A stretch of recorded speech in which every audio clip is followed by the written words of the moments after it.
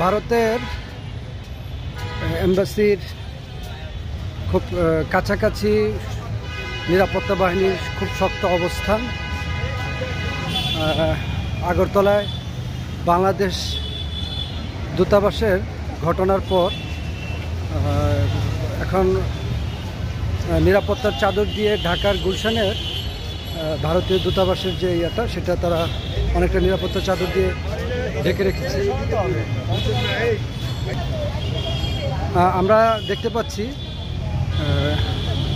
কয়েক স্তরের নিরাপত্তা দিয়ে ঢেকে রেখেছে এই জায়গাটি। এটা ভারতীয় দূতাবাসের একেবারে পূর্ব দিকে শেষ কর্নার, যেটা সেখানে কোস্টগার্ড এবং বাংলাদেশ সেনাবাহিনীর সদস্যরা এখানে একেবারে শক্ত অবস্থানে আছে।